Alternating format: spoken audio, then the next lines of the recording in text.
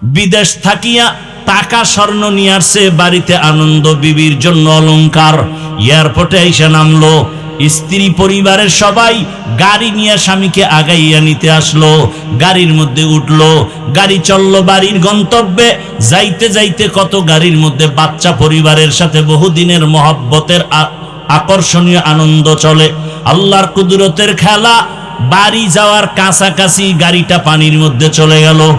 কয়েকদিন আগের ঘটনা দেখছো রে বাবা। ওই যুবক চোখের পানি ছেড়ে মিডিয়ার সামনে কান্না করে। মানুষ বিয়ে করে না খাইয়াও বউ পোলা নিয়ে থাকে একটা আনন্দ। আমার কপালে সে আনন্দ নাই। টাকা কামাই করার জন্য বিদেশে গেলাম, আজ আমি টাকা আর অলংকার নিয়ে আসলাম, কিন্তু আমার কপাল কেন এত খারাপ? নিজের হাতে আমার বাচ্চাটা মরে গেল চোখের সামনে, স্ত্রীকেও হারাইলাম। এখন আমি কোন ঘরে যাব? আমার ঘর এখন আনন্দ দেওয়ার কেউ নাই, বাতি জানানোর কেউ নাই। ও আমার যুবক বাবারা, সিঙ্গাপুরে যাবে, হয় না ভিসা হঠাৎ করে হয়ে গেল, টিকিটও কেটে ফেললো, আর 5টা দিন পরেই সে সিঙ্গাপুর চলে যাবে। অল্প বয়সের যুবক। 2 দিন আগে এক বন্ধু সকাল 8টায় টেলিফোন করে কয়, চল আমরা একটু নাস্তা করতে যাই। যুবক বলে, মা আমি একটু বের হচ্ছি। কেন? বলে, অমুক বন্ধু আসছে, চায়ের দোকানে যাব। ওই মরণস্রর নাম কি? বাইকটা নিয়ে বের হইয়া বন্ধুরে পেছনে নিয়া চায়ের দোকানে যখন চালানো শুরু করলো, এমন ভাবে আঁকা বাঁকা টান দিছে, দেওয়ালের সাথে বাড়ি লাইগা জাগায় বন্ধু পরে মাথায় আঘাত, জাগাত নাই। সিঙ্গাপুর মাওলায় নেয় নাই, একেবারে বাড়ির থেকে আসল বাড়ি পর্যন্ত আল্লাহ টান দিয়া নিয়ে গেল। জিন্দেগি মে বন্দেগি তু করনা হে, জিন্দেগি বে বন্দেগি শर्मिंदा है, जिंदगी बे बंदगी शर्मिंदा है। খারাপ লাগতেছে আপনাদের? আল্লাহ তাআলা বলেন, ইয়া আইয়ুহান নাস, দুনিয়ার মানুষ, আনতুমুল ফুকারাউ ইলাল্লাহ, তোমরা সব আল্লাহর কাছে ফকির। একমাত্র প্রশংসিত ধনী আমার আল্লাহ। আল্লাহর মতো ধনী আর কেউ আছে?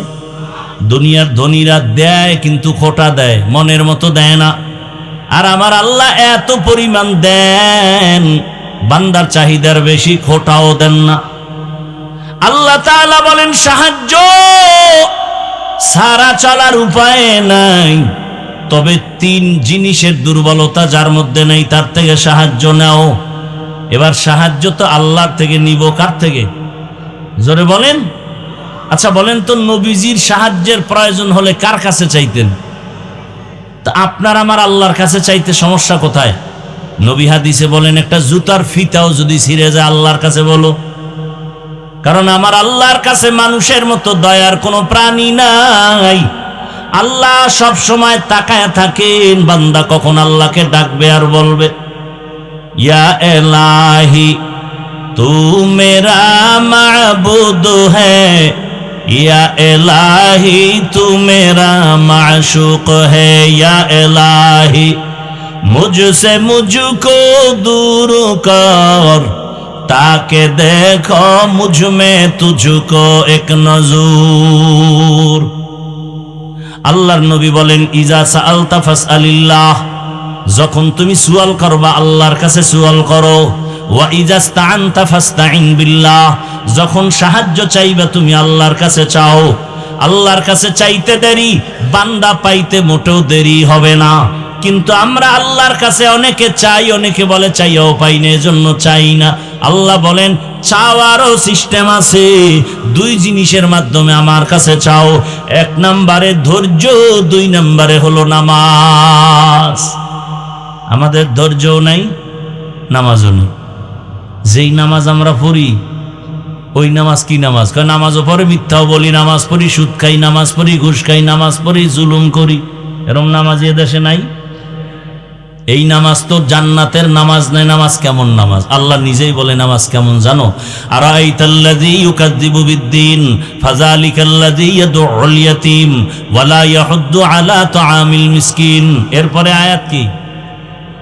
ফাওয়াইলুল লিল মুসাল্লিন।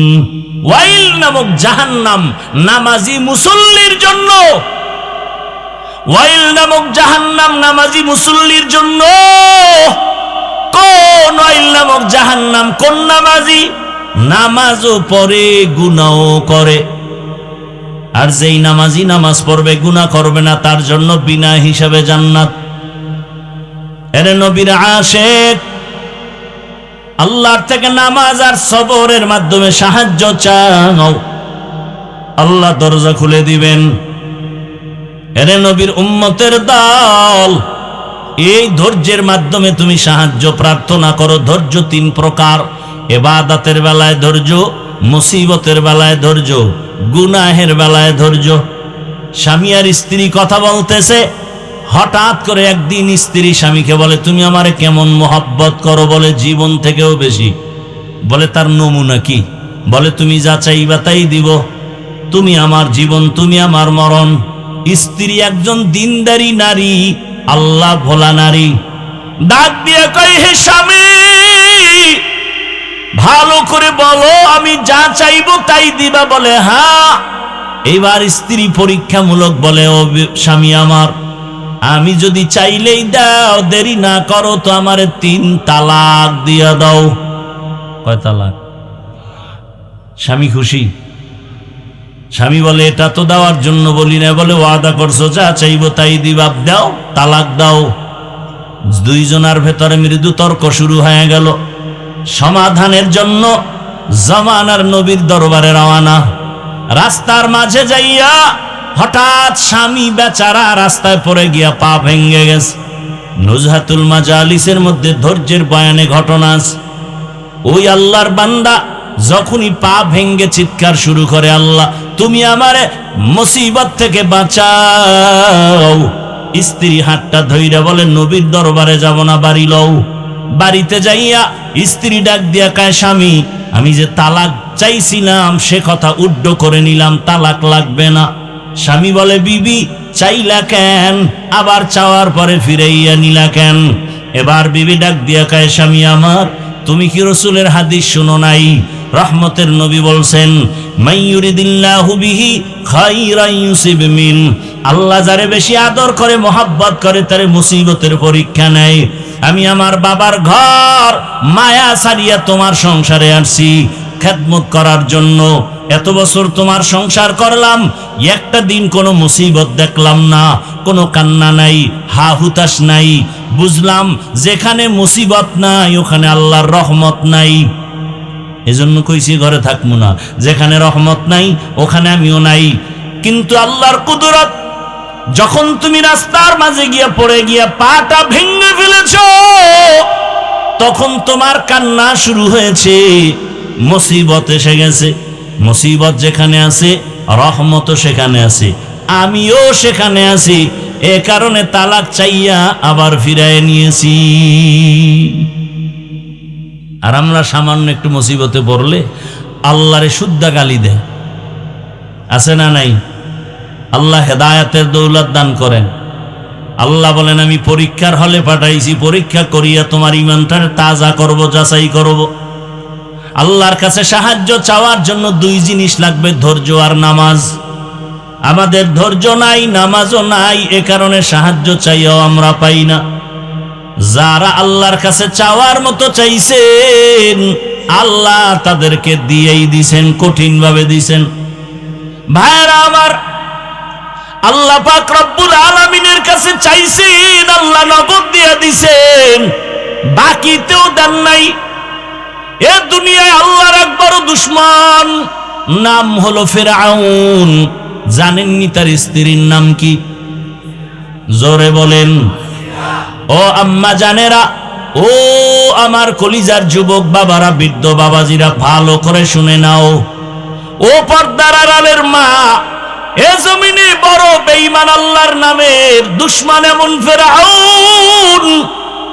কোরআনে যেই ফেরাউনের এত নাম চলে আসছে, এই ফেরাউনের স্ত্রী আসিয়া এত বড় বেঈমানের ঘরে সংসার করতে গিয়া আল্লাহ তাআলা আসিয়ার এমন ভাবে কবুল করে ফেললেন। আসিয়ার ব্যাপারে রহমতের নবী বলেন, কিয়ামতের দিন জান্নাতে আসিয়ার সাথে আমি মুহাম্মদের বিবাহ হবে। আরো আস্তে করে বলেন। কেমন নারী! ও পর্দার আড়ালের মা বোনেরা, ও আম্মা জানেরা, আপনাদের মতো কত মা এই এলাকায় এখনো আছে, বেপর্দায় চলে না, নামাজ ছাড়ে না, মোবাইলে সময় নষ্ট করে না, স্বামীর মাল খেয়ানত করে না।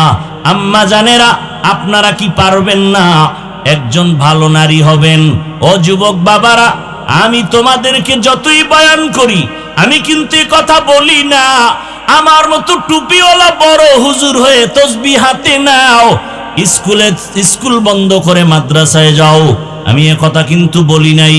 আমি অন্তর থেকে বলি, আমার দেশে মাওলানা মুফতি মুহাদ্দিসের অভাব নাই, আমার দেশে আদর্শ ডাক্তারের দরকার, আমার দেশে আদর্শ ইঞ্জিনিয়ারের দরকার, আদর্শবান ডিসি এসপি ওসির দরকার।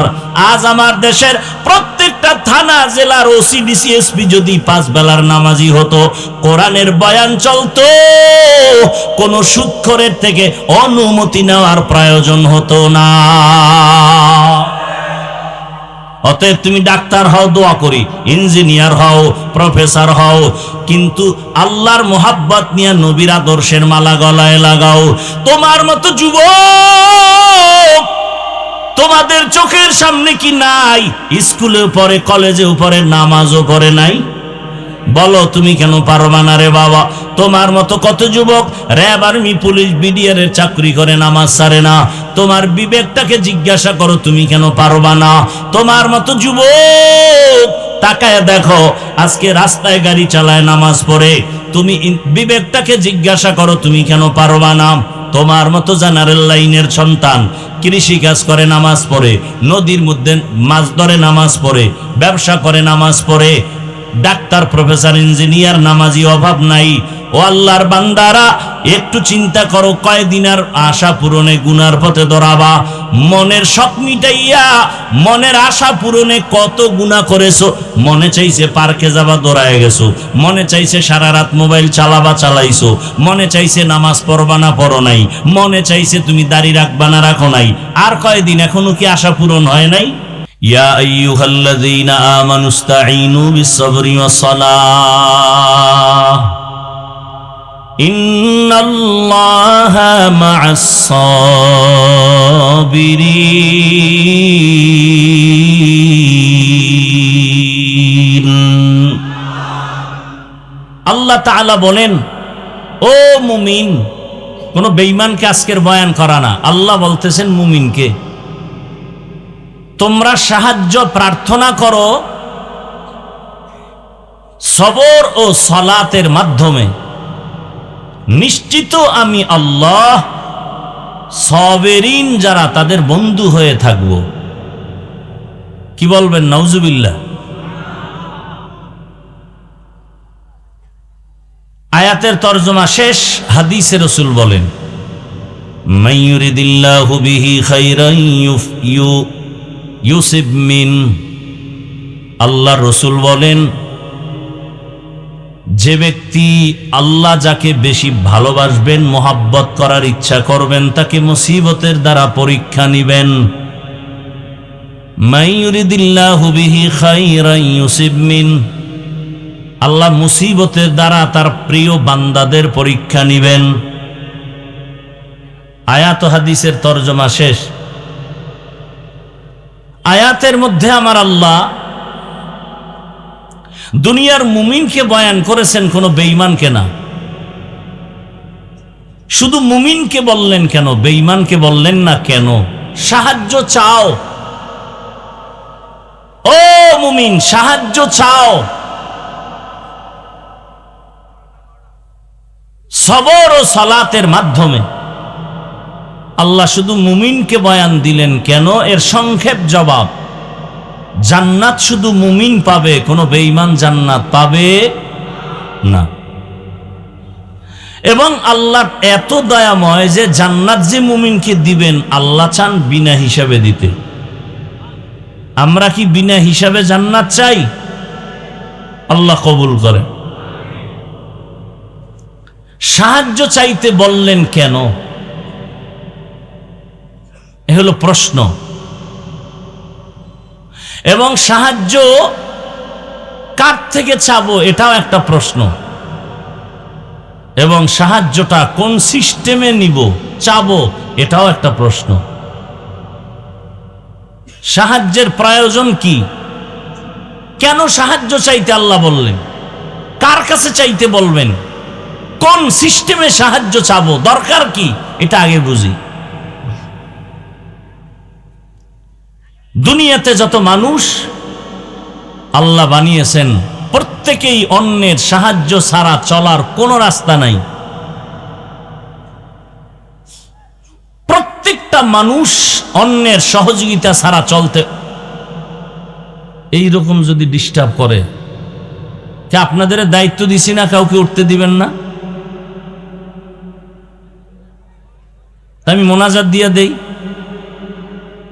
আপনারা যদি আমার বয়ান না নেন, আমার এত ঠেকাটা কি আমি আপনাদেরকে বয়ান দিব? এইভাবে কোনো বয়ান হয়? আমরা পারি, অন্ত আমি পারি না।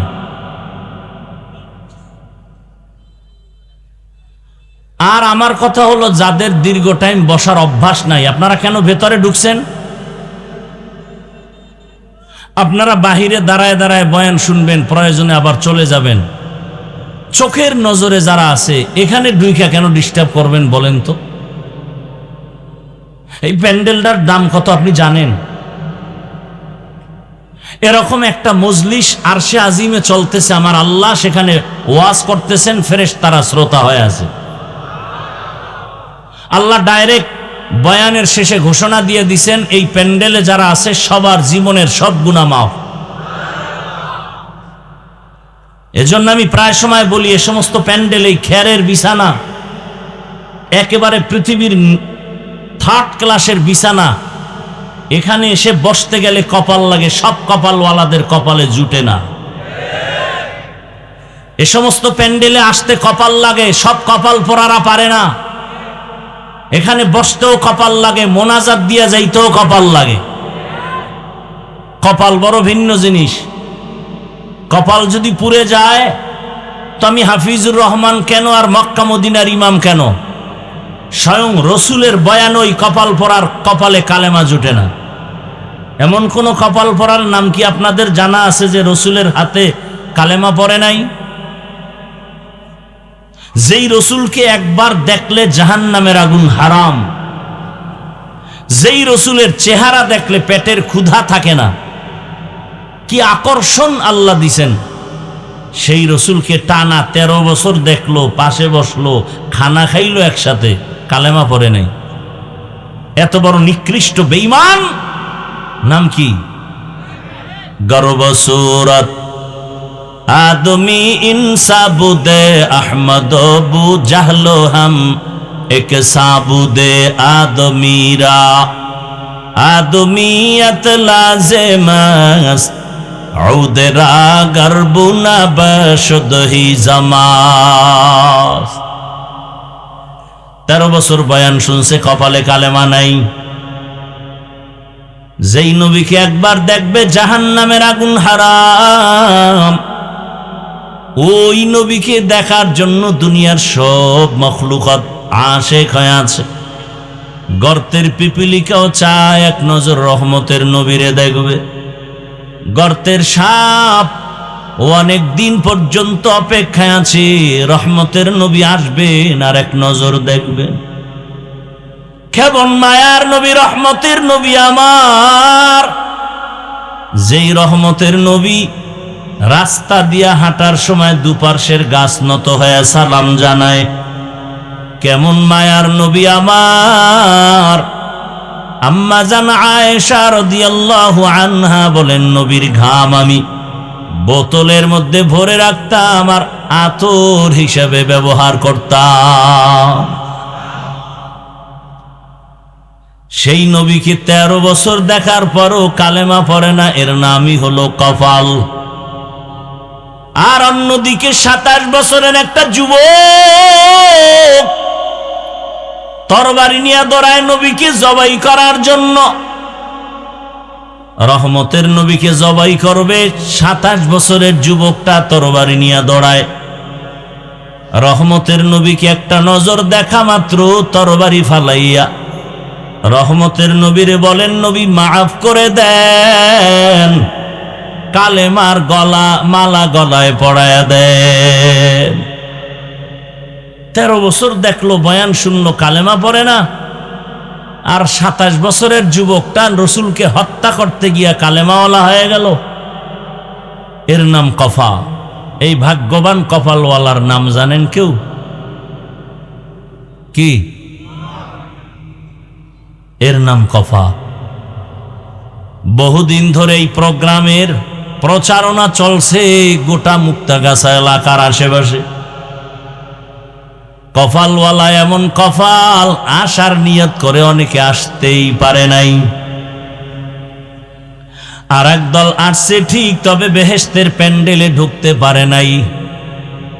এরা মার্কেটে ঘুরে আর গল্প করে, আর কবিরা গুনায় লিপ্ত হয়ে আছে নাই। আর একদল কপালওয়ালারা বেহেশতের প্যান্ডেলে ঢুকছে, কিন্তু তার কপালও বেশি ভালো না। মোবাইলটা সামনে ধরিয়া কলবের দরজা বন্ধ করে দিয়েছে। যত বয়ান সব মোবাইলে ঢুকে, কলবে ঢুকে না। বলার দায়িত্ব আমার, মানবেন কিনা সেটা আপনার চিন্তা। আর একদল কপালওয়ালারা ঠিকই বয়ান শুনতেছে, কিন্তু শয়তান ওয়াসওয়াসা দেয়, এত বয়ান শুনে লাভ কি? ওঠ, ঘন্টাকে ঘন্টা বয়ান শুনবে, 10 মিনিটের জন্য ধৈর্য ধারণ করে মোনাজাতটা দিতে পারবে না। কারণ শয়তান জানে বয়ান শুনলে তেমন ক্ষতি হবে না, মোনাজাত দিলে গুনাহ মাফ হবে, আমি ইবলিসের বড় ক্ষতি হয়ে যাবে। এজন্য দেখবেন অনেক কপালওয়ালারা বয়ান শুনে মোনাজাতের আগে চলে যায়। শয়তান ওদেরকে গ্রাস করে ফেলেছে। আল্লাহ হেদায়াতের দৌলত দান করেন। এখনো কি ব্যারাম থাকবে? আল্লাহ সবাইকে কবুল করেন। আল্লাহ দুনিয়ার মুমিনকে আল্লাহ সাহায্যের জন্য বলেছেন,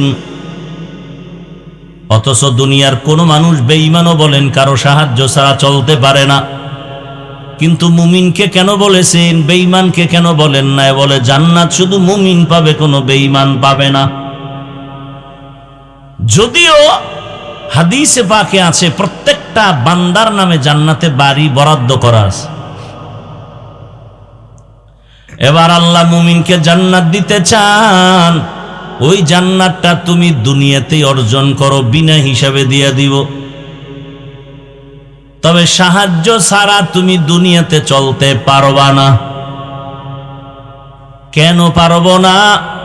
এর 1 নাম্বার কারণ, আমরা বড় দুর্বল। আমরা কি বাহাদুরি দেখাই খুব শক্তিশালী। মিয়া, একটা মশার শক্তি আছে আপনার ভেতরে। এসি মশারি লাগায় ঘুমাইছে, বাতি বন্ধ করার পরে দেখে কানের সামনে মশা গান গাইতেছে। এত আরামের ঘুমটা নষ্ট করলো, এসি মশারিও মানল না। মাথা গরম হয়ে গেছে, বাতি জ্বালাইছে। মশারির ছিদ্র দিয়া মশা ঢুকলো কেমনে? বাতি জ্বালায় তদন্ত করে যাক, মোটামুটি ঢুকছে কোন দিক দিয়ে বলা যায় না। আল্লাহ কয় ওদিকে তাকায়, এবার নিজের দিকে তাকা। একটা ছোট্ট ছিদ্র দিয়া মশা ঢুকতে পারে না, সেই দিয়া ঢুকলো। আর তোর কানের ছিদ্র কত বড়! তোর কানের সামনে মশা ঘুরে একবারও ভেতরে ঢুকে না, তোর বাবায় পাহারা দেয়। একটা মশা যদি কানের মধ্যে ঢুকে যায়, তোর সারা রাতের ঘুম নষ্ট হয়ে যাবে। নাকের মধ্যে যদি একটা মশা ঢুকে যায়, তোর ঘুম নষ্ট হয়ে যাবে। আল্লাহ বলেন, সারাদিন তুই ব্যবসা চাকরি করেছো, আমি ফেরেশতা দিয়া তোর পাহারাদার বানায় দিয়েছি। আতিনা ফি দারে দুনিয়া না হাসান آتنا في دار عقبانا حسن يا غياث المستغيثين اهدنا لافتخارا بالعلوم والغنى সাহায্য ছাড়া চলা যাবে?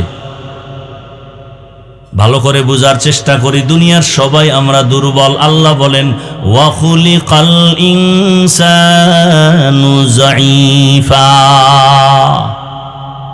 আমি ইনসানকে বড় দুর্বল করে সৃষ্টি করেছি। আমরা মানুষ কেমন দুর্বল!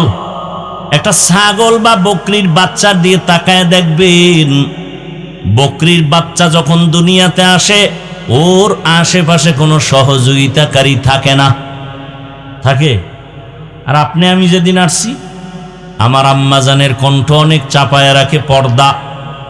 আমার আম্মার কণ্ঠের আওয়াজ ঘরের ভেতর থেকে সামনের দরওয়াজায় যায় না, এত পর্দা করে আমার মা।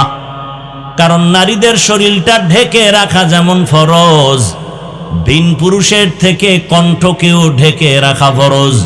কণ্ঠের আওয়াজ যেন বেগানায় না শুনে, এজন্য হাদিসে স্পষ্ট নিষেধ, কোনদিন যেন বেগানা নারী বেগানা পুরুষের সালাম না দেয়। মায়ের কণ্ঠ সামনের দরওয়াজায় যায় না। কিন্তু আপনি আমি যেদিন দুনিয়াতে আসব, ওই দিন আমার আম্মা জানের প্রসব বেদনা শুরু হয়ে গেছে। এমন আম্মা জানের ব্যথার কান্নার আওয়াজ, আমার আম্মা জানের আওয়াজ বাহিরে যায় না, কিন্তু আমি যেদিন দুনিয়াতে আসব সেই প্রসব বেদনার কান্নায় মা বেকারার বেহুশ হয়ে গেছে কয়েকবার। আম্মা জানের কান্নার আওয়াজে পাশের বাড়ির মানুষ পর্যন্ত ঘুমাতে পারে না, ঠিক নেই? এরে নবীর উম্মত, আম্মা জানকে সান্ত্বনা দেওয়ার জন্য আমার দাদি নানি পাশে বসে মাকে বুঝাচ্ছে, আম্মা জান বড় দুর্বল। এরপরে ধাত্রী নারীরাও পাশে থাকে। এক পর্যায়ে মা নিরাশ হইয়া চোখের পানি ছেড়ে কান্না করে বাবারে ডাকে। আম্মা জান আমার দাদি নারীরে কয়, সরে যাও, আমার স্বামীরে আমার কাছে এনে দাও। বাবা কাছে আসার পরে মা বাবার হাতটা ধরে কান্না করে, স্বামী আমার, বাবার ঘরে 16-18 বছর কষ্ট করে কাটাইছি, আজ তোমার ঘরে বাবায় দিয়েছে, মন বড় খেদমত করতে পারি না, দয়া করে মাফ করো, আমার উপরে কোনো দাবি রাখবা না। বাবা বলে, এত অস্থির কেন? বলে, আমি মরে যাব, কারণ 7 আসমানের বোঝা আমার মাথায় চেপেছে, প্রসব বেদনা সহ্য করতে পারি না। কত নারীর খবর শুনছি বাচ্চা হওয়ার সময় দুনিয়া থেকে বিদায় নিয়ে গেছে। ও স্বামী, আমার জন্য দোয়া করিও, আল্লাহ যেন আমাকে দয়া করে মাফ করে দে। খেদমতের ত্রুটি যদি হয় দয়া করে ক্ষমার দৃষ্টিতে দেখিও। বাবা আমার মায়ের হাত ধরে বুঝায়, ধৈর্য ধারণ করো, আল্লাহ হেফাজত করবেন। বাবা দৌড়ায় গিয়া ওযু বানাইয়া সেজদায় পড়ে কান্না করে, হে মালিক, তুমি আমার স্ত্রীকে ধৈর্য ধারণের সাথে সুস্থ করে দাও, আমার বাচ্চাটাকেও তুমি সুস্থতার সাথে দুনিয়াতে পাঠাও। জীবনের মূল কষ্ট মায়ের, প্রসব বেদনায় 7 আসমান 7 জমিন তখন মায়েরই মাথায়। জীবনের মূল কষ্ট মায়ের, প্রসব বেদনায় 7 আসমান 7 জমিন তখন মায়েরই মাথায়। আমার সুন্দর মুখ দেখে মায়ের, আমার সুন্দর পর মুখ দেখে মায়ের ব্যথা যায় দেয় হাসাইয়া। ও আমার প্রাণের মা, মা গো মা, কোথায় গেলে মোরে ছাড়িয়া? জনম দুঃখী ইয়াতীম আমি, চায় না কেহ ফিরিয়া। আমি যখন ছিলাম আমার মায়ের উদরে, চলাফেরা করলেন যে মায়, কত কষ্ট করে।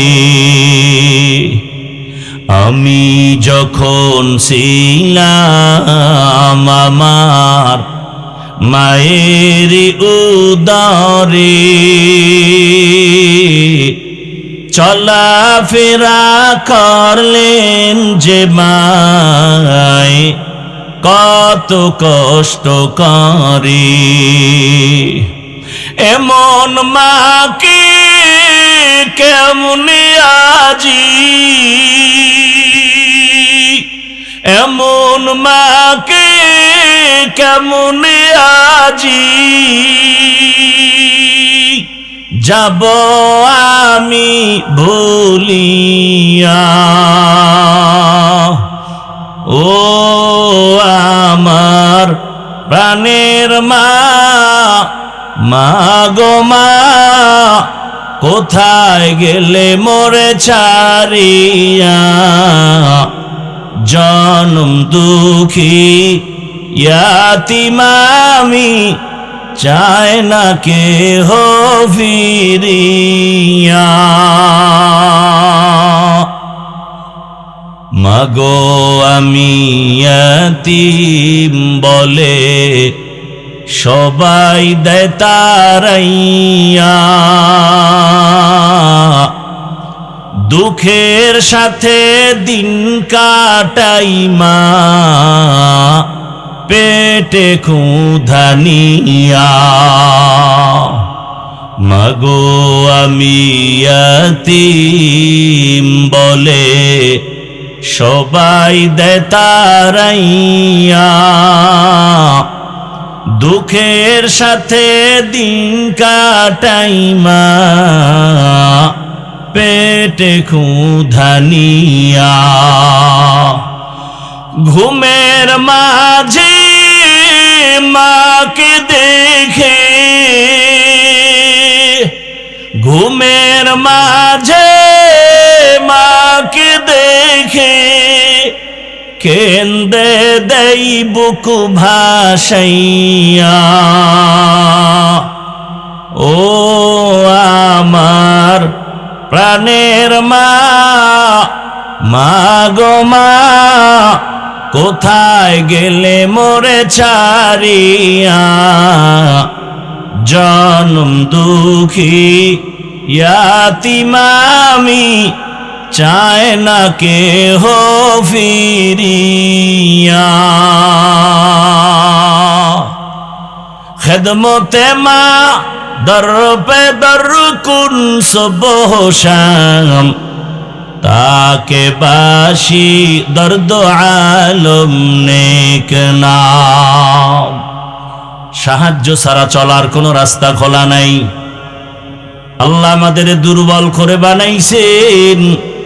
আমরা মানুষ একটা মশার কাছে দুর্বল, পিপিলিকার কাছেও দুর্বল।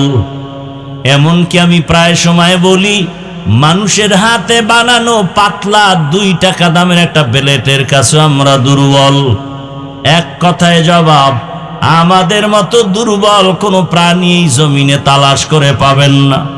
আমরা খানার বেলায় দুর্বল, হাঁটার বেলায় দুর্বল, ঘুমের বেলায় দুর্বল, মেধার বেলায় বড় দুর্বল। একটা একটা বুঝাইতে গেলে অনেক সময় চলে যাবে। বড় বড় সমুদ্রের মধ্যে নীল তিমি আছে, এক একটা নীল তিমির প্রতিদিনের খানার তালিকা 1000 কেজি চিংড়ি মাছ খায় এক একটা নীল তিমি। কে খাওয়ায়? আরো জোরে বলেন। এক একটা নীল তিমির প্রতিদিনের খাদ্য 1000 কেজি চিংড়ি মাছ। কোহে কাফ একটা পর্বতের ভেতরে একটা প্রাণী বসবাস করে, সিমর্গ নাম। প্রতিদিন ওই সিমর্গের খানার তালিকা 40টা মোটা তাজা হাতি। কে খাওয়ায়? পিপিলিকার খানা কে দেয় বলেন? জঙ্গলের প্রাণীর খানা কে দেন? নদীর মাছের খানা কে দেন? সকালবেলা একটা পাখি বাসার থেকে ডানা মেলে বের হয়ে গেল, সারাদিন খোলা আসমানে ডানা মেলে মেলে ঘুরতেছে ঘুরতেছে ঘুরতেছে। সন্ধ্যাবেলা পাখিটা নিজের পেট ভরে বাচ্চার খানা নিয়ে বাসায় হাজির হয়ে গেল। এই পাখির খানা কে দিলেন? আরো আশ্চর্যের কথা শুনবেন, মনটা ভেঙে দিয়েন না, অনেক কষ্ট হইতেছে। আমি শারীরিকভাবে খুব ঠান্ডা লাগছে, কষ্ট হইতেছে, তারপরও বলতেছি আপনাদের আগ্রহের উপরে। মনটা খারাপ করে দিয়েন না, মোনাজাতটা দিয়েই ফেলাম, কিন্তু শুধু হাত উঠাবো, শেষের জন্য বিদায়। আর সামনে দেখা হবে কিনা জানেন, খালি বলবো আল্লাহুম্মা আমিন, শেষ।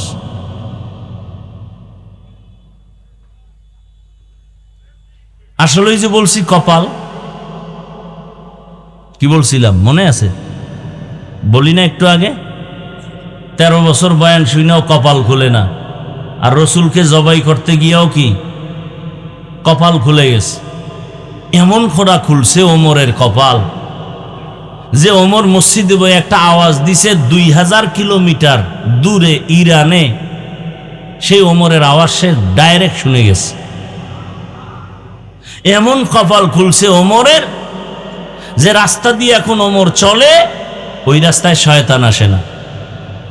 একটা যুবক মদের বোতল নিয়ে হাঁটতেছে আর গান গাইতেছে, ওমরের দেখা সেই ভয়। ওমর এখনো নজর দেয় নাই।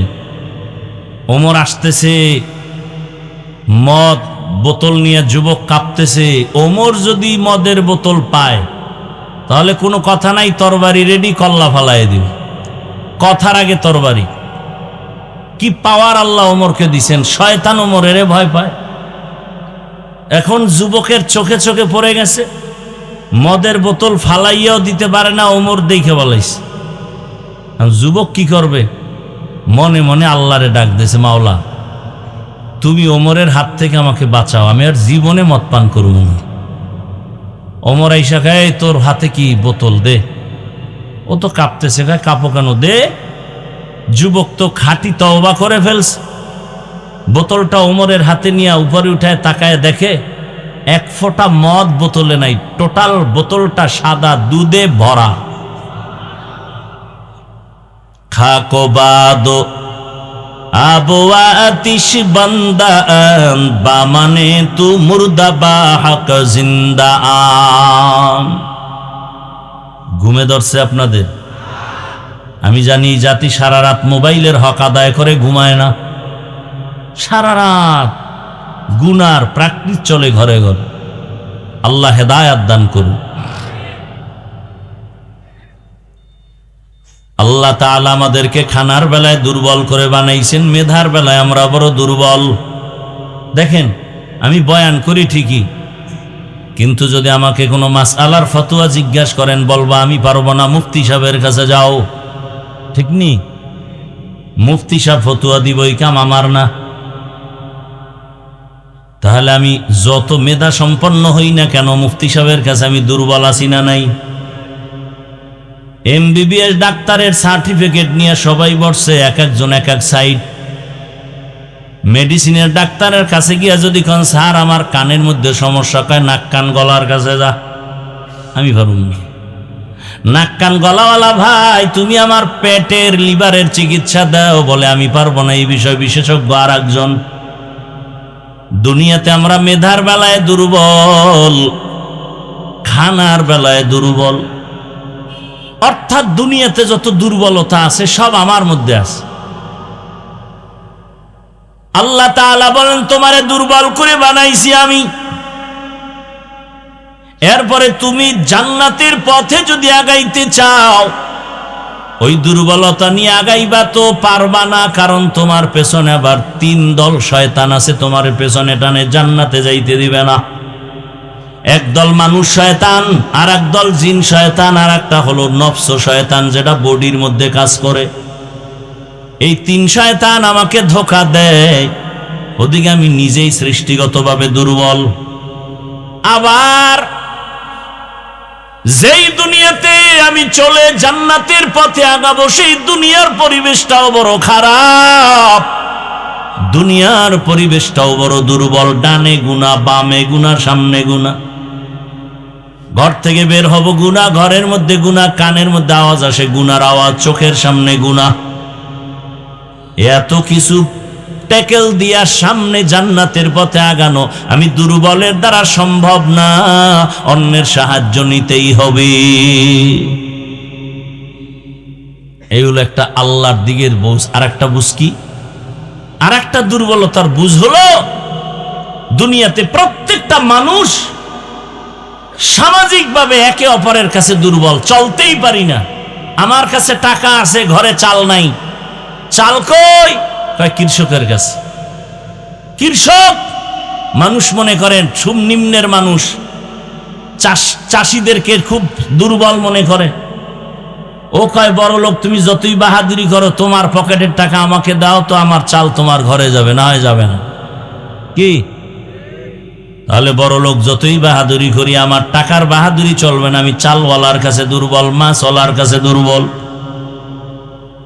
200-400 হাত পানির মধ্যে গিয়া যদি জেলেরা ইলিশ মাছের জাল না ফেলায়, এই জাতির কপালে ইলিশ মাছ কখনো জুটবে না। তাহলে জেলের কাছে আমি ইলিশ মাছ খানেওয়ালা বড় দুর্বল। এইভাবে আমি গাড়ি চালাই, গাড়িতে আসছি, কিন্তু ড্রাইভার আমাকে টেনে নিয়ে আসছে, আমি পারতাম না। আল্লাহ বুঝায় দিলেন তুমি স্বয়ং সম্পূর্ণ না। একদিক দিয়ে তোমার সম্মান ঠিক রাখার জন্য একটা গুণ দিলাম, অহংকারী যেন না হও, অন্য দিকটা দুর্বল করে রাখলাম। তুমি দুনিয়াতে সম্মানে বেঁচে থাকতে একটা গুণ দিলাম, এই গুণ হইয়া তোমার গুণে গুণান্বিত হয়ে যেন তুমি অহংকারী হয়ে না যাও, এজন্য আর এক সাইড দুর্বল করে দিল। আল্লাহ ব্যালেন্স করে দিয়েছেন আমাদের জীবনকে। ভাইরা আমার, জীবন বড় বিপন্ন আমার। এই দুর্বলতার মধ্যে তুমি যদি আগাইতে চাও, অন্যের সাহায্য নিবা। এতক্ষণ আলোচনার দ্বারা বুঝাইতে চাইছি আমরা কারো সাহায্য ছাড়া চলতে পারবো না, এটা বুঝাইতে চাইছি। এতক্ষণ আলোচনায় কি বুঝতে পারলেন যে সাহায্য লাগবে? কি লাগবে না লাগবে না?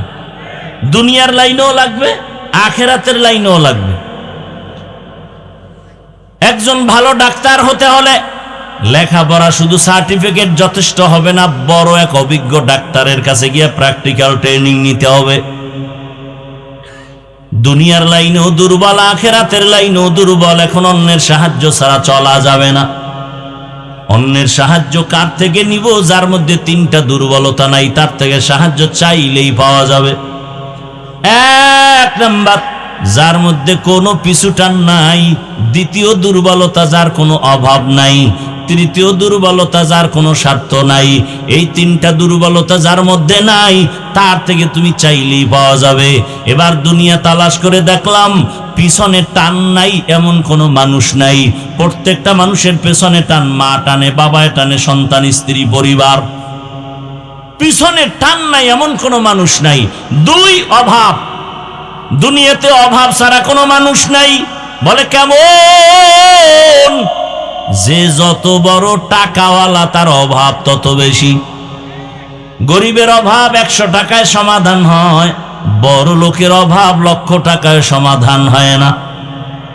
দুনিয়ার সবাই অভাবী, এ কারণে গরিবের দেয় না, বরং বড় লোকেরা গরিবেরটা জুলুম করে অনেকে খায়। অভাবী না থাকলে গরিবের বেতন মারে, অভাবী যদি না থাকে তো শ্রমিকের টাইম মতো বেতন দেয় না। আন্দোলন করে কেন? বেতন নেওয়ার জন্য। তাহলে আমরা বুঝলাম অভাব ছাড়া দুনিয়াতে কোনো মানুষ নাই, পিছনে টান ছাড়া কোনো মানুষ নাই। 3 নাম্বার দুর্বলতা, স্বার্থ। দুনিয়াতে তালাশ করে দেখেন স্বার্থ ছাড়া কোনো মানুষ আসেনি। আমি খুঁজে দেখলাম দুইজন পেয়েছিলাম যার কোনো স্বার্থ নাই, মা আর বাবা। কিন্তু সোনার বাংলায় তাকায় দেখলাম স্বার্থের টানে কত মা কত বাবা তার সন্তানকে জবাই পর্যন্ত করেছে এই দেশের মধ্যে। কথা ঠিক নেই? আদালতে গিয়া মামলা করে মা বাবা সন্তানের বিরুদ্ধে। কত মা বাবা আপন সন্তানটাকে অন্যের কাছে বিক্রি পর্যন্ত করেছে, সেই ঘটনাও এদেশে হয়েছে। ফাইনাল বুঝে গেলাম এই দুনিয়ায় স্বার্থ ছাড়া কোনো মানুষ নাই। তাহলে দুনিয়াতে সবাই পিছে টানওয়ালা, দুনিয়ায় সবাই অভাবী, দুনিয়ার সবাই স্বার্থপর। অতএব দুনিয়ার এই গুণে গুণান্বিতদের কাছে সাহায্য চাইলে পাওয়া যাবে না। এই তিনটা দুর্বলতা নাই, তার কাছে সাহায্য চাইতে হবে। হিসাব মিলাইয়া দেখলাম এই তিনটা দুর্বলতা নাই একজন, আর তিনি হলেন আমার আল্লাহ। এবার বলেন, আমার আল্লাহর পিছনে টান আসেনি? আল্লাহর ছেলে মেয়ে আছে? লাম ইয়ালিদ লাম ইউলাদ উলাইকাস আলেদো মাউলুদেরা উ খালেকাস। আল্লাহ বলেন আমি একা, আমার কোনো পেছনে টান নাই। 2 নম্বরে আমার আল্লাহর কোনো অভাব নাই। আছে অভাব?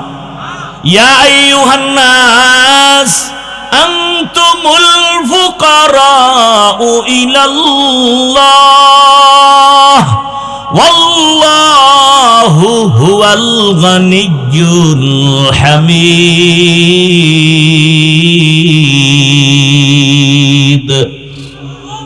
गर तवक्कुल मी कुनिहार सुबह शाम मेरा सानद रिज़्क़ तू अज़ला मकाम जुज़बा हक़ची जे मखाज इंसो जा फज़ले उआ मस्ते दर जुमला जहा।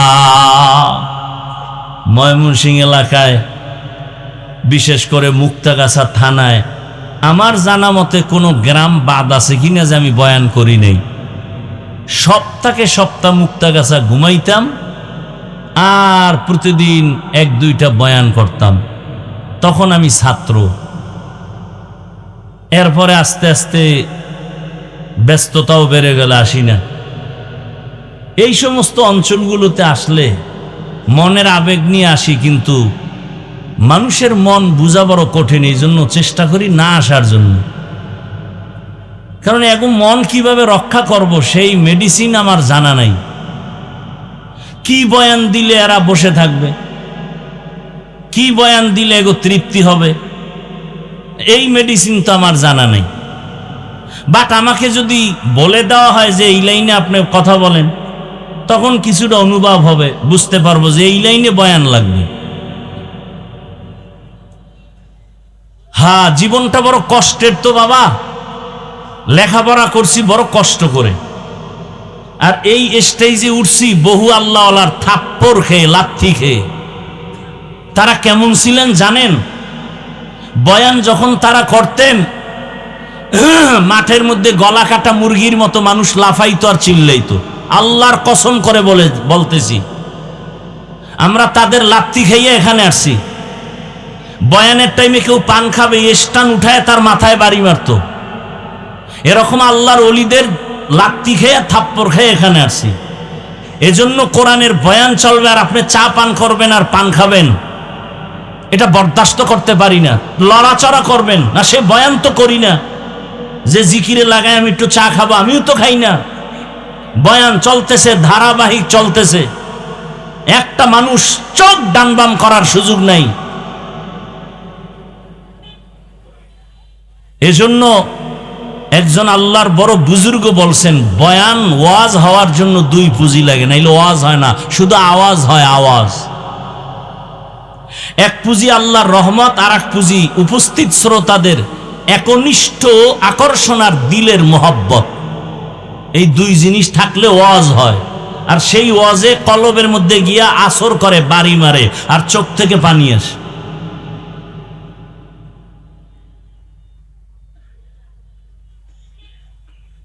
এজন্য ওয়াজ বাড়ছে, এত মানুষ। কালকে বলবেন ও বহু মানুষ, খুব খুশির খবর, ফজর নাই, জোহর নাই, আসর নাই, মাগরিব নাই, এশা নাই, এত মানুষ হইছে তো কি হইছে?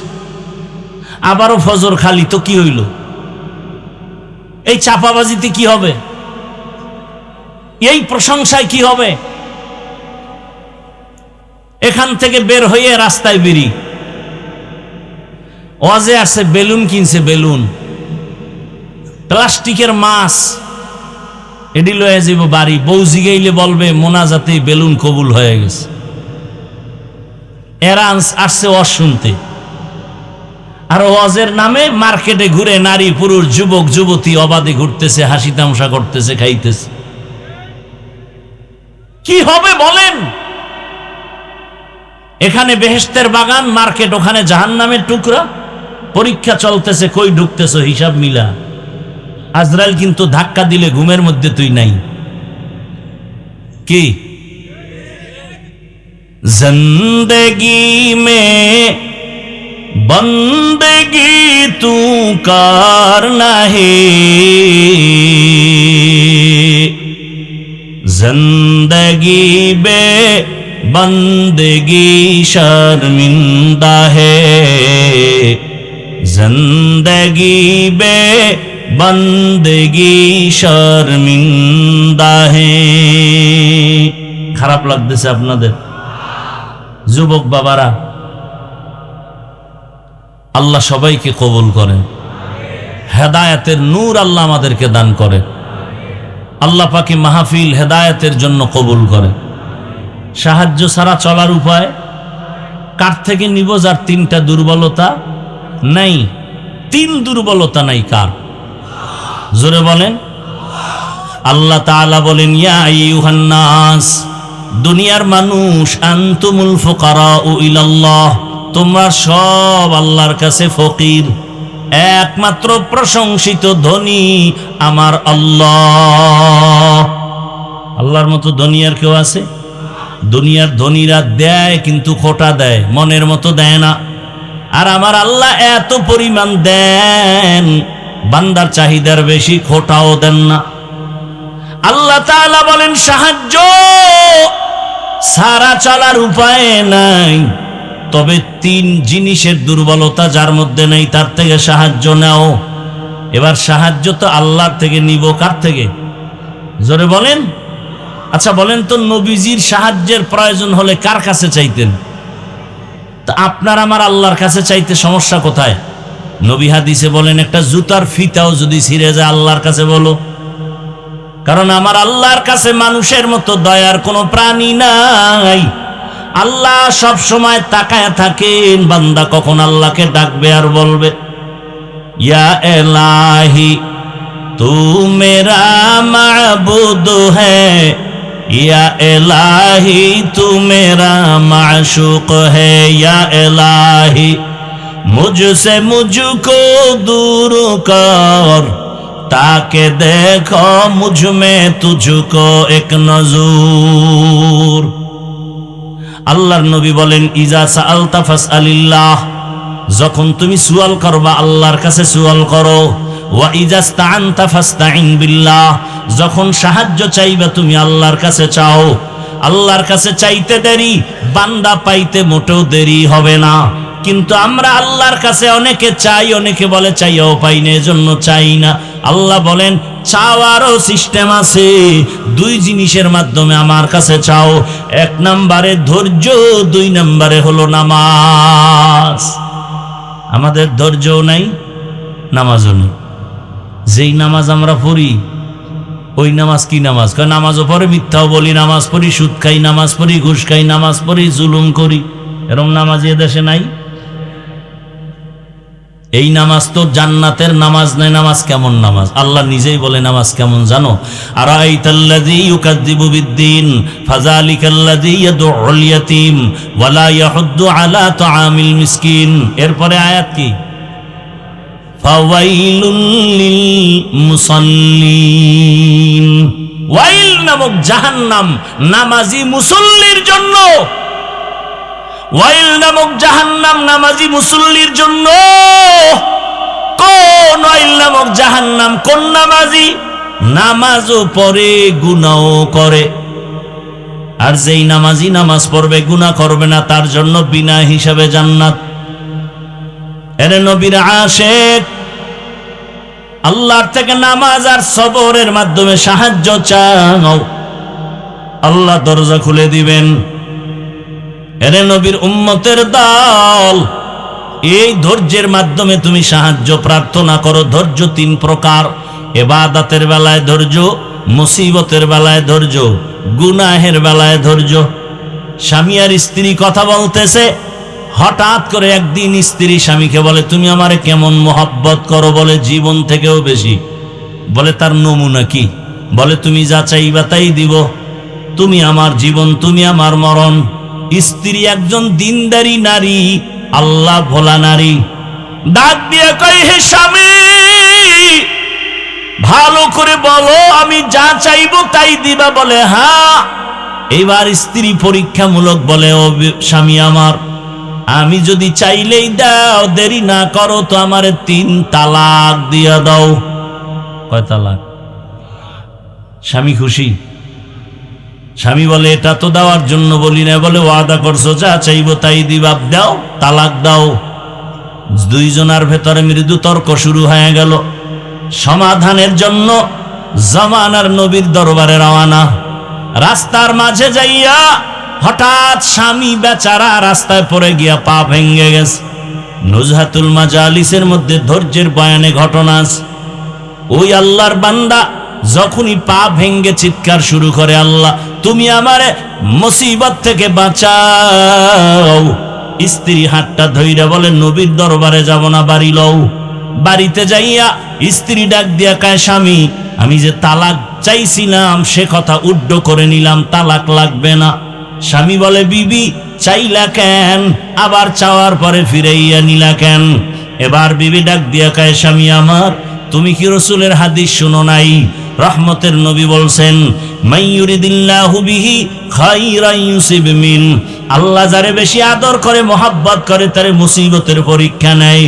আমি আমার বাবার ঘর মায়া ছাড়িয়া তোমার সংসারে আসছি খেদমত করার জন্য।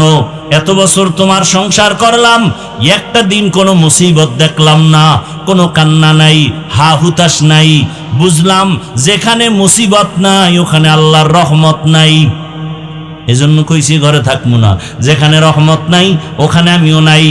কিন্তু আল্লাহর কুদরত, যখন তুমি রাস্তার মাঝে গিয়া পড়ে গিয়া পাটা ভেঙে ফেলেছ, তখন তোমার কান্না শুরু হয়েছে। মুসিবত এসে গেছে।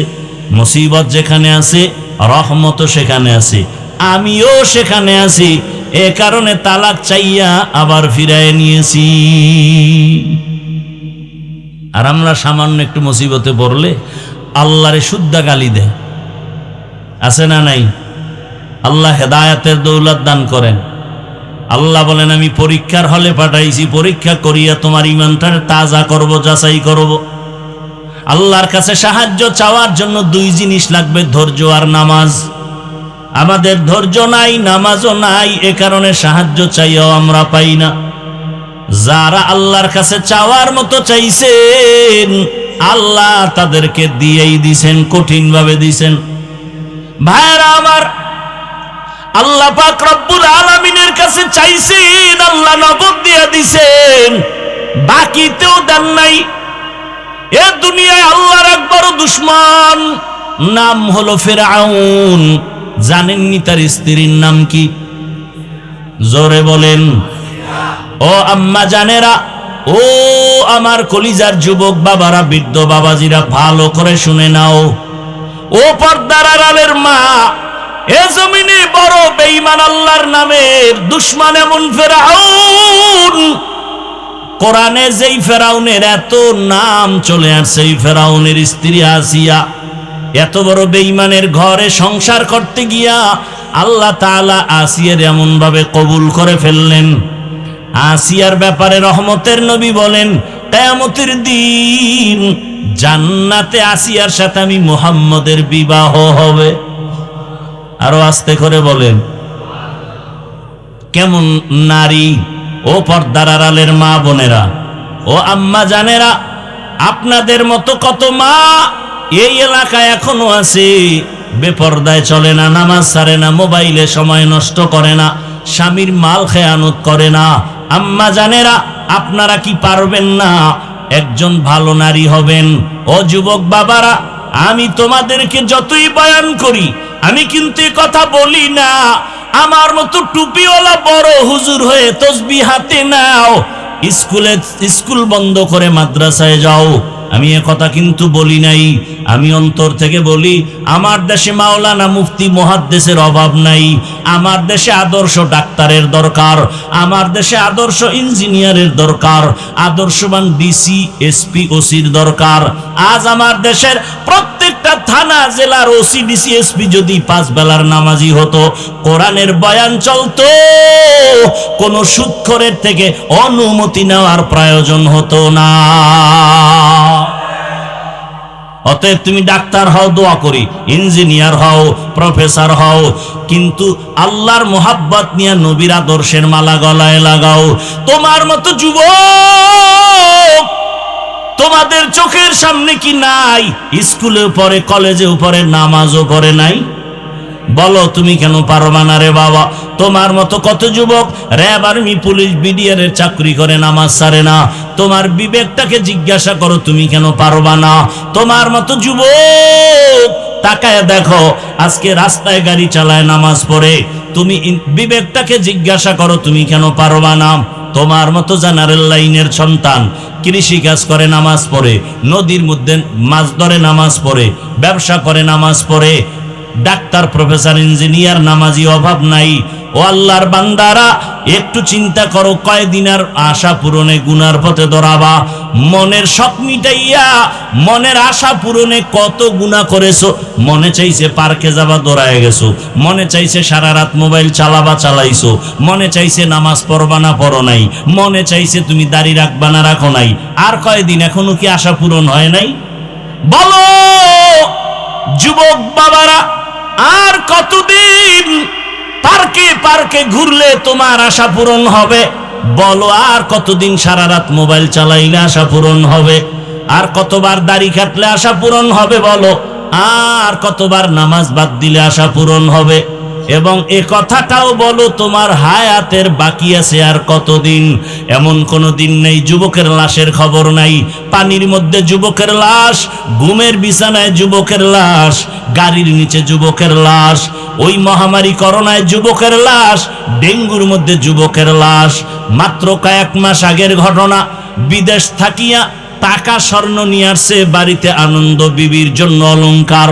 এয়ারপোর্টে এসে নামলো, স্ত্রী পরিবারের সবাই গাড়ি নিয়ে স্বামীকে আগাইয়া নিতে আসলো।